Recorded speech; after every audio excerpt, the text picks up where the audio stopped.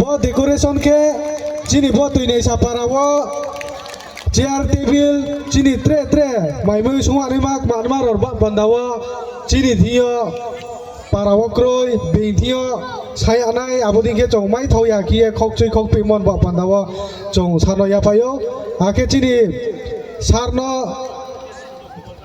thai ha kau ma sapiyo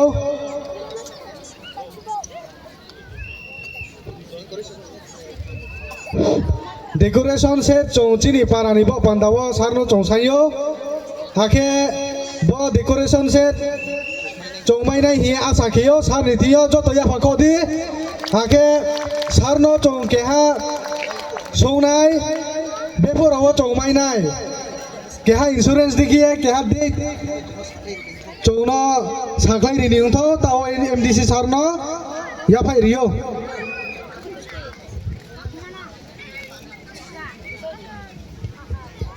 চিনি ভাইয়ের নামও দেখলাই চিনি ভাইয়ের নামও দেখলাই চাও চিনি সারেন দিয়ে চং খানাই কত মারাও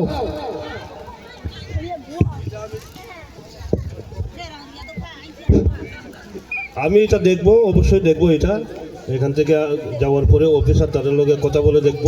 বর্তমানে ন্যাশনাল শিডিউল ট্রাইব কমিশনের উনি সদস্য রয়েছেন এবং ওনার সাথেও আলোচনা করেছি এবং মিজোরামের যে ব্রু জাতি যারা আছে, ব্রু জাতির প্রবলেম ওনার ভালোই জানেন। আমার সাথে আলোচনা হয়, জানি। আমি যখন আপনার কিনা দেমাগিরিতে গিয়েছি, দেমাগিরিতে গিয়ে কর্ণফুলী নদী, এইদিকে বাংলাদেশ, এইদিকে এই মিজোরাম, ইন্ডিয়া, এখান থেকে সাজেক নদী আমি শুনলাম। যখন ডাক বাংলাতে বসলাম তখন কইতে, আমি জিজ্ঞেস করলাম এখানে রিয়াং বা ব্রু জাতি আছে কিনা, কই আছে। এখান থেকে কত কিলোমিটার হবে? ওই সাজেক নদীর থেকে 4 কিলোমিটার হবে। আমি বললাম লগে লগে একটা বোট ঠিক করো, আমি যাব। ওই সময় কিন্তু আমি ত্রিপুরাতে আসার জন্য রেডি। যখন খবর পাই লগে লগে আমি সেখানে গিয়েছি, তাদের সাথে দেখা করেছি। তারা এই আপনার গসিরামপাড়াতে ছিল।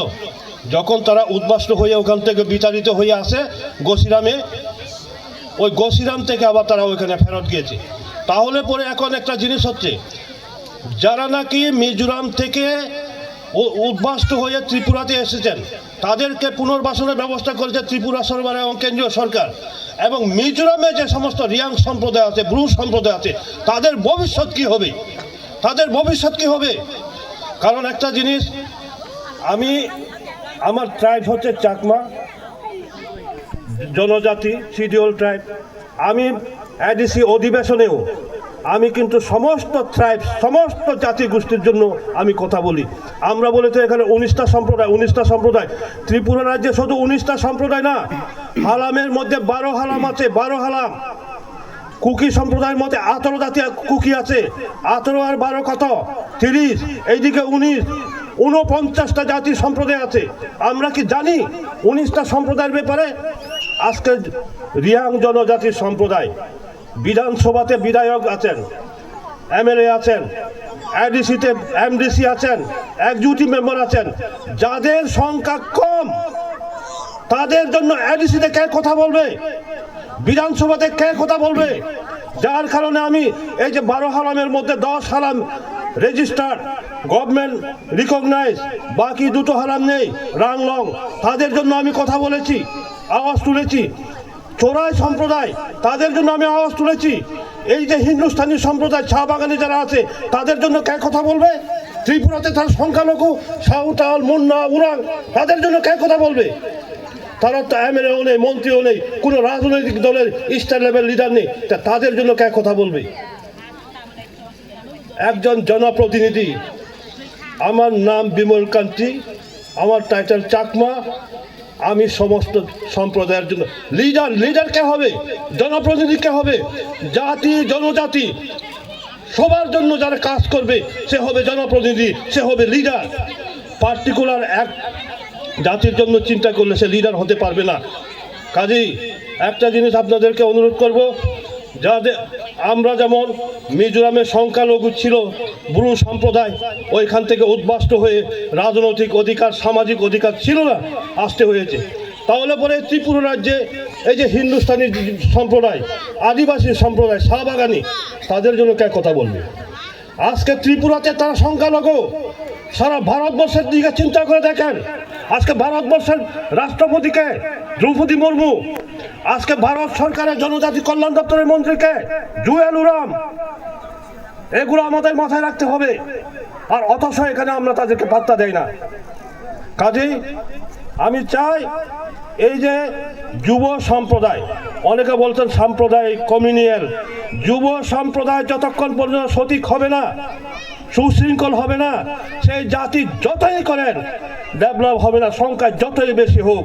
প্রথমে আপনাদের সামাজিক যেই আইনকে শক্ত করতে হবে। কারণ ব্লু জাতি অনেক উন্নত জাতি। জাতির উন্নতির পরিচয় কোথা থেকে হয়? তার নাচ গান সংস্কৃতি থেকে। এই ত্রিপুরা রাজ্যে যদি 19টা সম্প্রদায় এবং বাকি সাব ট্রাইব সহ 49টা যে ট্রাইব অ্যান্ড সাব ট্রাইব, তার মধ্যে যদি সবচেয়ে বেশি যে থাকে সেটা হচ্ছে ব্লু জাতি, রিয়াংদের তাদের গান বাজনা থেকে আরম্ভ করে তাদের যে সংস্কৃতি। কারণ আমি বিভিন্ন জায়গাতে ঘুরেছি, কাজে এগুলো আমাদের লক্ষ্য রাখতে হবে। আর আমি ওয়াইবিআর যারা সেন্ট্রাল নেতৃত্ব আছেন, আমি কিন্তু প্র্যাকটিক্যাল আইনের মাধ্যমে যেটা হবে আমি এটার পক্ষে আছি, সে সুতো জাত হোক বড়ই হোক। কারণ আপনাদের ইউনিটি আনতে হবে। যখন আপনাদেরকে অনেকে কমিউনিয়াল সাম্প্রদায়িক লাইনে করার চেষ্টা করবে, তখন কিন্তু আপনারা শেষ। কারণ একটা জিনিস আজকে দেখুন, সংঘবদ্ধ ঐক্যবদ্ধ থাকতে হবে, তার সমাজকে সংস্কার করতে হবে। আজকে সারা বিশ্বের দিকে যদি আমরা তাকাই, ইসরায়েল ইহুদি জাতি সারা পৃথিবীর মধ্যে 2 কোটি হয় না, 2 কোটির থেকে আরো কম। আজকে মুসলিম সম্প্রদায় 200 কোটির উপরে, আজকে 2 কোটি ইসরায়েলের সাথে পারছে না। কারণ কোনোদিন আজকে আমেরিকা তার সায়েন্স বিজনেসম্যান, ব্রিটেনে দেখুন, যেখানে দেখবেন সায়েন্টিস্ট কে ইহুদি, বিজনেসম্যান কে ইহুদি, তারা কোনোদিন সাম্প্রদায়িক। এইখানে আমরা কিন্তু বুঝি না, আমরা কিন্তু 6 শিডিউল এরিয়ার মধ্যে যার যে সমাজের আইন দিয়েই পরিচালিত হবে, এই পাড়ার রিয়াংরা কোন আইনের মধ্যে চলবে তার সিদ্ধান্ত নেওয়ার মালিক ব্রু কাস্টমারি ল, রিয়াং কাস্টমারি ল। রিয়াংদের সামাজিক আইনের মাধ্যমে কি আছে তার মাধ্যমে হবে। কারণ কেন্দ্রের আইন, রাজ্যের আইন থেকেও একটা সেপারেট জনজাতিদের ট্রাইবেলদেরকে এই আইনটা দেওয়া হয়েছে। এটা আমাদের ফলো করা দরকার, এটা আমরা করি না। কাজে আমি এখানে ওয়াইবিআর যারা সেন্ট্রাল নেতৃত্বে আছেন, সেন্ট্রালিও থাকবে, যেমন আছে ব্রুদের মধ্যে সামাজিক সংগঠন, সেন্ট্রালে যেমন ইয়রদের আছে, সেন্ট্রালে ওমেনদের থাকা দরকার, সেন্ট্রালে স্টুডেন্টদের থাকা দরকার। তাহলে কি হবে? সমস্ত সমন্বয়ের মধ্যে সারা ত্রিপুরা রাজ্যের রিয়াং সমাজ তাদের সামাজিক আইন, কাস্টমারি সিস্টেম কীভাবে হবে তার মাধ্যমে আমাদের চলা দরকার। আমি সব সময় বলে থাকি